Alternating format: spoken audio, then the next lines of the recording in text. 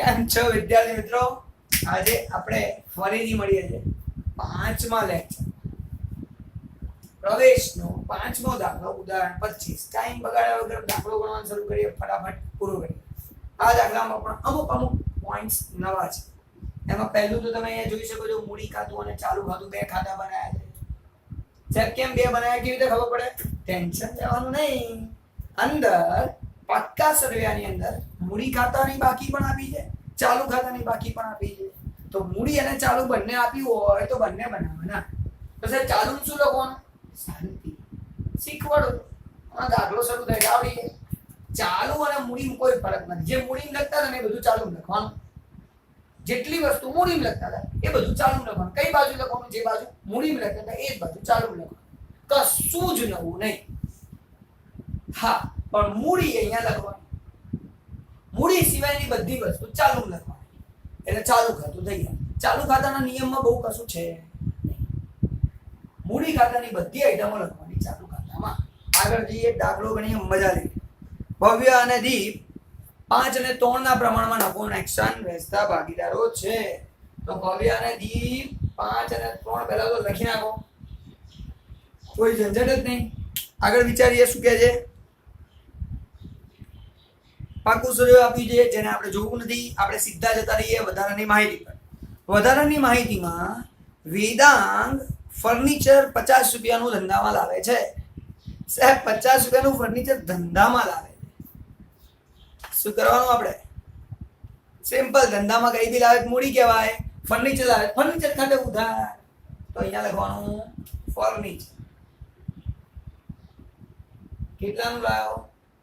50,000. કારણ કે એ આપણી મિલકત છે. તો મિલકત ક્યાં લખાય? મિલકત આ બાજુ ફર્નિચર 50,000. પરંતુ મૂડી તરીકે લાવે છે એવું કહેવાય. તો મૂડી ખાતે જમા, ફર્નિચર ખાતે ઉધાર, મૂડી ખાતે જમા. તો મૂડી ખાતામાં આવે. મૂડી સિવાયની બધી વસ્તુ ચાલુ જાય. તો 50,000 અહીંયા લખીશું ફર્નિચર ખાતે. પત્યું સાહેબ?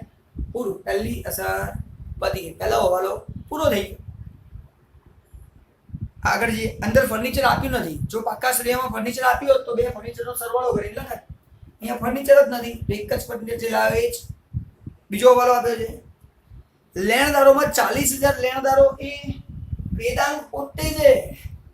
એટલે આપણે અહીંયા લેણદારો છે કેટલા આપ્યા છે જોઈએ.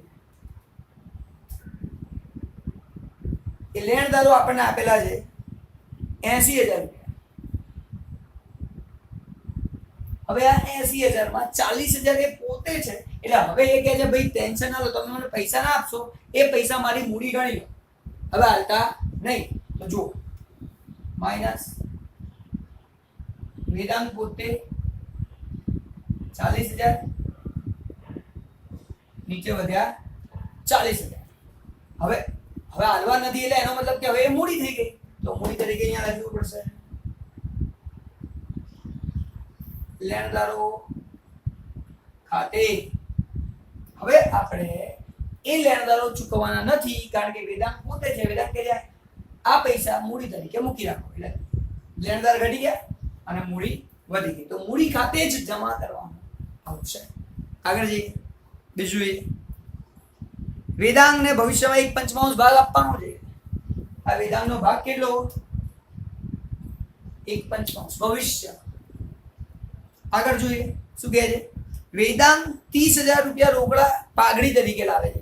સિમ્પલ સાહેબ, અત્યાર સુધી પાઘડીનું બહુ કર્યું. રોકડ ખાતે ઉધાર, તે પાઘડીના પ્રીમિયમ ખાતે જમા 30,000. આ 30,000 વેચી મારો બે ભાગીદારોમાં જમા બાજુ. પણ હવે મૂડીમાં નહીં વેચવા, હવે ચાલુ ખાતામાં વેચવા. મૂડી સિવાયની બધી વસ્તુ ચાલુ કરવાની. ક્યારે? જ્યારે ચાલુ ખાતું બનાવવાનું હોય ત્યારે. ખબર કેવી રીતે પડે બનાવવાનું છે? તો અંદર પાક્કા શ્રેયમાં ચાલુ ખાતાની બાકી પણ આપી હોય અને મૂડી ખાતાની બાકી પણ આપી હોય તો બંને બનાવવાનું. સિમ્પલ. તો અહીંયા વહેંચણી કરીશ નહીં, પણ કયા પ્રમાણમાં? ત્યાગના પ્રમાણમાં. સર નવું પ્રમાણ આપ્યું છે? નથી આપ્યું. કોણ કેટલો ત્યાગ કરે છે? આપ્યું છે? નથી આપ્યું. તો જૂનું પ્રમાણ જ આપણું ત્યાગનું પ્રમાણ. એટલે 30,000 ને આપણે 5 અને 3 ના પ્રમાણમાં વહેંચી નાખીએ. હવે 30,000 ને 5 ને 3 ના પ્રમાણમાં વહેંચશો ને એટલે જવાબ આવે છે 18,750, 11,250.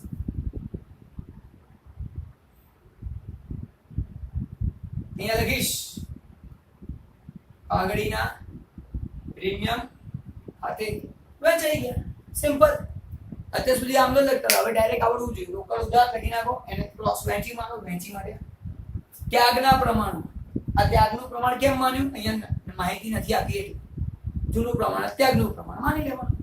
આગળ જઈએ સમજીએ. પાઘડીની કિંમત 2 લાખ નક્કી થઈ. શું વાત છે સાહેબ? 2 લાખ રૂપિયા પાઘડીની કિંમત નક્કી થઈ ગઈ. 2 લાખ નક્કી થઈ, કોઈ ટેન્શન નથી. હવે એક ગણતરી આપણે અહીંયા લખીએ છીએ, કમલ સર કરે છે, સમજો ધ્યાનથી. 2 લાખ પાઘડી છે સાહેબ. વેદાંગને કેટલો ભાગ છે? 1/5. તો આ 2 લાખ ને 1/5 કરજો, 40,000 રૂપિયા થાય. વેદાંગે લાવવાના હોય 40,000 રૂપિયા, કારણ કે એનો ભાગ 1/5 છે, તો પાઘડીના ભાગમાં એનો એટલો ભાગ છે. અને એ લાવ્યો કેટલા?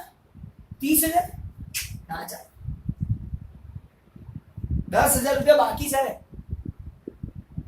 આ 10,000 નથી લાવતો તો એના ખાતામાં ઉધાર કરી નાખો. તો વેદાંગના ખાતામાં ઉધાર બાજુએ લખવું પડશે કેટલા? 10,000 રૂપિયા. પણ કેવી રીતે? તો આ 10,000 કોને વેચવાના સાહેબ? આ 10,000 રૂપિયા આપણે વેચી દેવાના ભવ્ય અને દીપના ખાતામાં. કારણ કે પાઘડીની રકમ જે પણ ગઈ હોય, જે પણ પાઘડીની રકમ હોય, એ આપણે ભવ્ય અને દીપને ત્યાગના પ્રમાણમાં વેચી દઈશું. તો ત્યાગનું 5 અને 3 છે. અને એ પ્રમાણમાં જો તમે વેચણી કરશો તો તમારો જે જવાબ આવશે 6,250 ને 3,750. 6,250 3,750. અહીંયા લખું છું, આ બંનેના ખાતામાં જમા, ભવ્ય અને દીપના ખાતામાં જમા. 6,250 3,750. નામ લખીશ વેદાંગ ના ચાલુ ખાતે. કારણ કે આ અસર ક્યાં આપવાની સાહેબ? ચાલુ ખાતામાં. મૂડી સિવાયની બધી અસર ચાલુ. સારું, તો વેદાંગ ખાતે ઉધાર, તો વેદાંગના ચાલુ ખાતામાં ઉધાર બાજુ લખીશું 6,250 3,750. સામે નામ લખીશ કે ભવ્ય કે દીપ ના ચાલુ ખાતે. કારણ કે ચાલુ ખાતાની વાત થાય છે, અહીંયા મૂડી ખાતું તો છે જ નહીં. જોઈએ આગળ. તો પાઘડી પૂરું. આમાં નવો ટોપિક આ જ હતો. આમ તો આ તમે ભણી ચૂક્યા છો આગળ, કે અમુક પૈસા લાવે ને અમુક ના લાવે. તો આ રીતે ખબર પડે કે આનો ભાગ આટલો છે, આટલા પૈસા લાવે, આટલા નથી લાવે, એટલે પતી ગયું. સિમ્પલ. જઈએ આગળ, મજા લઈએ. 5 હવાલા પતે. કેટલા ઝડપથી પતે. હવે ધીરે ધીરે સ્પીડ વધારવાની છે. દાખલો ગણાઈ જવો જોઈએ 15 મિનિટમાં. જોઈએ જ આગળ. ઉધાર ખરીદી 10,000 લેણદારો ખાતે અને ખરીદ ખાતે નોંધવાનો બાકી. ભાઈ લેણદારો અને ખરીદ ખાતામાં નથી નોંધ્યું, 10,000 રૂપિયા બાકી છે, તો કઈ વાંધો નહીં, લેણદારો લખી નાખો, વત્તા નોંધવાનું બાકી. અને બીજું, લેણદારો વધે, ખુશ કે દુખી? સાહેબ દુખી થઈ ગયા. 10,000 રૂપિયા અહીંયા ઉધાર લેણદારો ખાતે.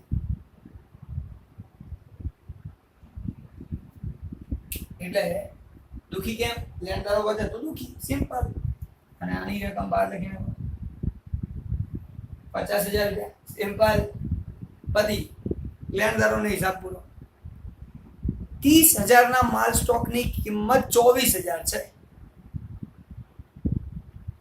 એટલે 30,000 વાળો સ્ટોક જે છે એની કિંમત 24 છે. એનો મતલબ કે 6,000 રૂપિયા સ્ટોકમાં ઘટ્યા છે. ટૂંકમાં એટલું યાદ રાખવાનું. કેટલા વાળા ઘટ્યા નહીં, 6,000 રૂપિયા સ્ટોક ઘટી ગયો. સ્ટોક અહીંયા કેટલો આપ્યો છે? અંદર 40,000 આપેલો છે. તો સ્ટોકની કિંમત અહીંયા 40 આપેલી છે. એની કિંમતમાં 6,000 નો ઘટાડો થયો, માઇનસ ઘટાડો 6,000. જવાબ આવશે 34,000. સર ફાયદો કે નુકસાન? 6,000 નું નુકસાન. તો અહીંયા જુઓ, જૂના પાકા સર્વેની અંદર કઈ વધઘટ ભંડોળ છે નથી, તો બધે બધું નુકસાન. 6,000 રૂપિયા અહીંયા લખો. સામે લખવાનું રોકાણ સ્ટોક ખાતે.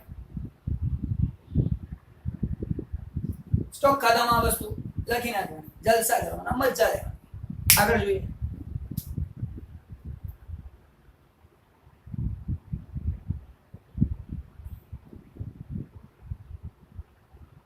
કારીગર અકસ્માત વળતરના 24,000 રૂપિયા ચૂકવવાના છે સાહેબ. અંદર કેટલા આપ્યા છે? કારીગર અકસ્માત વળતર ભંડોળ 40,000 આપ્યા છે. 40 માંથી 24 જ ચૂકવવાના છે. તો જે જવાબદારી છે કારીગર અકસ્માતનો દાવ 24,000 રૂપિયા, આ તો મારી જવાબદારી છે. હવે કુલ રકમ છે જે મેં સાઈડમાં રાખી હતી 40 માંથી 24 ચૂકવવાના છે. એનો મતલબ 16 ચૂકવવાના નથી, અને જે નથી ચૂકવવાના એ અહીંયા વેચી મારો સાહેબ. મૂડી ખાતામાં વેચતા હતા પણ હવે ત્યાં નહીં વેચવાનું, હવે ચાલુ ખાતામાં વેચવી કરવાની. તો 16,000 ની વેચવી અહીંયા કરીશ. જવાબ આવશે 10,000, 6,000 અને 20. નામ શું લખીશ? કારીગર અકસ્માત વળતર ભંડોળ ખાતે. સિમ્પલ. આ વસ્તુ નવી નથી એટલા માટે ફાસ્ટ જઈએ, આગળ જઈએ.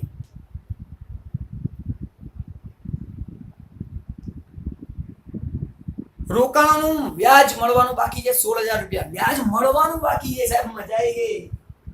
રોકાણોનું વ્યાજ મળવાનું બાકી 16,000 રૂપિયા. Happy happy happy. જમા બાજુ 16,000 રોકાણોનું મળવાના બાકી વ્યાજ ખાતે. પતી ગયું છે. હવાલા બધા પતી ગયા. હવાલામાં કશું બાકી રહેતું નથી. જોઈએ અંદર શું બાકી રહે છે પાક્કા શ્રેયામાં. આપેલું છે બેંક. બેંક બાકી આગળ લાવ્યા સાહેબ, બાકી આગળ લાવ્યા. રોકડ બેંક ખાતામાં કેટલી છે બેંક? 40,000. લગભગ 40,000 રૂપિયા પત્યું સાહેબ. આગળ જઈએ. દેવાદારો સાહેબ, દેવાદારો નથી રાખેલા. લખો દેવાદારો. દેવાદારો કેટલા છે? 60,000. 60,000 રૂપિયા દેવાદારો.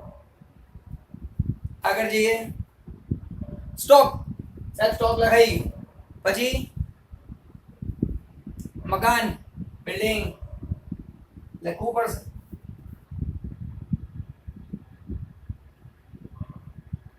બિલ્ડિંગ કો મકાન કો જે કો એ સાહેબ મિલકત કહેવાય. 3 લાખ રૂપિયા લખો. 3 લાખ. પછી જોઈએ રોકાણો સાહેબ. રોકાણો લખો. લખવાનું બાકી. કેટલા છે રોકાણો? 70,000. હવે આપણે જોઈએ જવાબદારી બાજુ સાહેબ. મિલકતો પતી ગઈ, જલસા કરો. જવાબદારી બાજુ પ્રોવિડન્ટ ફંડ આપણું દેવું કહેવાય, ચૂકવવાના હોય તો પ્રોવિડન્ટ ફંડ લખો. દેવું 20,000 રૂપિયા. 20,000 આપણે ચૂકવવાના છે. લેણદારો સાહેબ થઈ ગયું, લખાઈ ગયા લેણદાર. કારીગર અકસ્માત વળતર વેચાઈ ગયું. જે વાપરવાના તે લખી નાખ્યા. અહીંયા દેવું છે, બાકીનું અહીંયા વેચી માર્યું ચાલુ ખાતાની અંદર. પછી મૂડી ખાતાની બાકી આવી સાહેબ. મૂડી ખાતાની અરે મૂડી ખાતું બાકી આગળ લાવ્યા. કેટલા છે સાહેબ? 1 લાખ અને 1,30,000. 1 લાખ અને 1,30,000. પછી ચાલુ ખાતાની બાકી આપી છે 80 અને 60. તો લખો સાહેબ અહીંયા બાકી આગળ આવ્યા. ચાલુ ખાતામાં 80,000 અને 60,000 બધું સાહેબ પૂરું. બધી વસ્તુ પૂરી થઈ ગઈ. એકે વસ્તુ બાકી નથી, એક બી નહીં. વિચારી જુઓ. પહેલા આપણે બધું વાંચી નાખ્યા, હવાલા પતાવી દીધા, વધારાની માહિતી એટલે પછી જે પણ વધ્યું પાતાશ્રયમાં બધું પતાવી દીધું, બધું ક્લિયર. એકે વસ્તુ બાકી નથી. નવું શું હતું આની અંદર? એક આ અને બીજું ચાલુ ખાતું. જે પણ કરવાનું ચાલુ કરવાનું. મૂડીમાં કશું કરવાનું નહીં. મૂડીમાં મૂડી સિવાયની વાત કરવાની નહીં. મૂડીનું વ્યાજ હોય તો ચાલુમાં લખવાનું. સિમ્પલ. બસ ખાતા બંધ કરીએ, જલસા કરીએ, મજા લઈએ. સમજો. તો પહેલા ખાતું બંધ કરીશ આપણું આ પુનઃ મૂલ્યાંકન ખાતું. અહીંનો સરવાળો 16,000. અહીંનો સરવાળો 16,000. નફો નુકસાન કશું નહીં છે જ નહીં. કઈ નહીં. તો આ બંધ કરો. 90,000 31 1 લાખ. અહીંયા લખવું હોય તો આનું વાત લખાશે. બાકી આવશે અહીંયા સીધી 1 લાખ 1,30,000 અને 90. અને કહેવાય બહાર લઈ ગયા લઈ ગયા, ટેન્શન લેવાની જરૂર જ નહીં, ટેન્શન લેવાની જરૂર નહીં. આને જવા દો, તો જમા બાજુ કઈ હોય? સાહેબ પાકા સદેમાં જમા અહીંયા હોય, તો અહીંયા લખી નાખીએ મૂડી, ત્રણેયની મૂડી, ભવ્ય, દીપ અને વેદાંત, ત્રણેયનો સરવાળો કરીને 12. આનું જે 1 લાખ 1,30,000 90 સરવાળો કરીને 12 લખો. 1 2 3 3,20,000.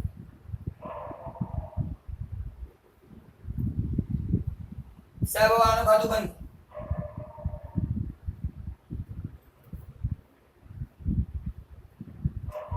સરવાળો કરીએ ભવ્યનો, તો ભવ્યનો સરવાળો શું છે?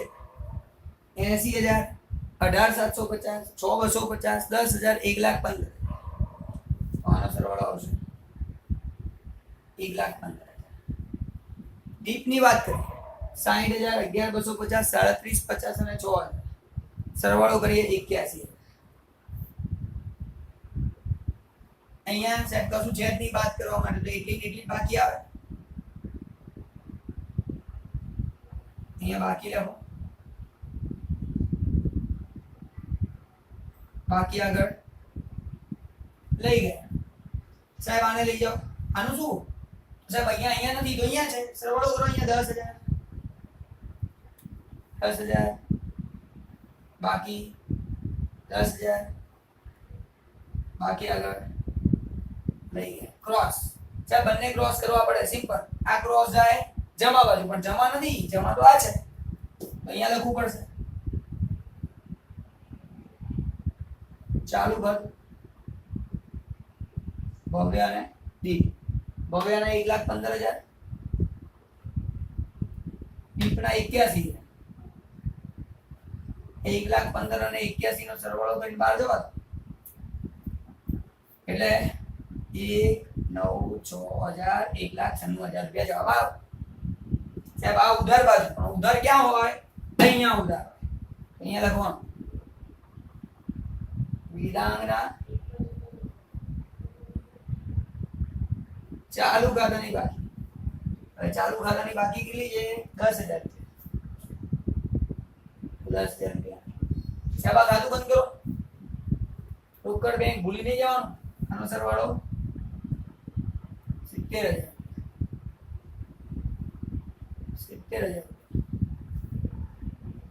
બાકી આગળ લઈ ગયા. સાહેબ લઈ જાય ઉધાર બાજુ, પણ ઉધાર આ નથી, ઉધાર આ છે. લખવાનું બેંક ખાતે 70,000 રૂપિયા. બંને બાજુનો સાહેબ સરવાળો કરો, સરખો થવો જોઈએ. એક વખત પહેલા તો આપણે ચેક કરી લઈએ, શાંતિથી ચેક કરો, એટલે આપણો ભૂલ ના થાય ક્યારેય બી. તો કરી લઈએ. 50,000 છે સાહેબ, છે. 34 છે તો કે છે. 60 છે. 3 લાખ છે, આવી ગયા. 10,000 આવી ગયા. 70,000 આવી ગયા. 16,000 આવી ગયા. પાછા 70 આવી ગયા. સાહેબ બધી રકમો આવી ગઈ. એટલે સરવાળો થાય છે 6,10,000 રૂપિયા. આ બાજુનો સરવાળો પણ 6,10,000 થવો જોઈએ. જોઈ લઈએ. 3 20 છે, 1 96 છે, 20 છે, 24 છે, 50 છે. કરી દો સાહેબ સરવાળો 61,000 રૂપિયા. સોરી 6,10,000 રૂપિયા. બધું એટલે 6,10,000. અહીંયા આપણો દાખલો 100% પૂરો. સાહેબ આ દાખલામાં નવું શું હતું? કશું જ નહીં. ટેન્શન લેવાની કોઈ જરૂર નહીં. ચાલુ ખાતું નવું તમારા બધા માટે. ચાલુ શું નવું હતું? સાહેબ જેમ મૂડી કરતા હતા ચાલુ કરવાનું, મૂડી છોડ દેવાનું. મૂડી છોડીને બધું ચાલુમાં લખવાનું. અને આ ગણતરી ખાસ ભૂલવાની નહીં. જો નવી પાઘડી આપી હોય તો એમાં નવા ભાગ કેટલો થાય છે? નવા ભાગીદારનો ભાગ, એ ભાગ ગણો. તફાવતની રકમ એ 30 લાવ્યો, 10 નથી લાવ્યો તો 10 એના ખાતામાં ઉધાર કરતો. અહીંયા ચાલુ ખાતું છે તો ચાલુમાં ઉધાર કરીએ. ચાલુ ખાતું ના હોય તો મૂડી ખાતામાં ઉધાર કરીએ. વહેંચણી કોને કરવાની? ત્યાગ કર્યો એ ભાગીદારો, એ ભાગીદારોમાં વહેંચણી કરી દે. બધી ગયું દાખલો. એટલે હવે સમજો આપણે જે કરવાનું છે. તમારા લોકોએ શું કરવાનું? ચોપડીમાંથી હવે બધા દાખલા ગણવાના. હવે બધા દાખલા ગણીને કરવાનું શું? જેટલું આવડે એ બધું ઉતારી મારવાનું. જે ના આવડે ને ખાલી એ જ પોઈન્ટ કાઢવાનો, ટીક કરવાનો, મને લેક્ચરમાં પૂછવાનું. કારણ કે હવે દાખલા ગણવાની જરૂર નથી. હવે દાખલા તમારે જાતે ગણવાના છે, એમાંથી નોટ્સ કાઢવાની, નવા નવા પોઈન્ટ્સ જે આવે સાહેબ આ પોઈન્ટની ખબર ના પડી, બાકી બધા પોઈન્ટ્સ તો આ જ છે. મળીએ છીએ બીજા લેક્ચરમાં નવા દાખલા સાથે. બાય.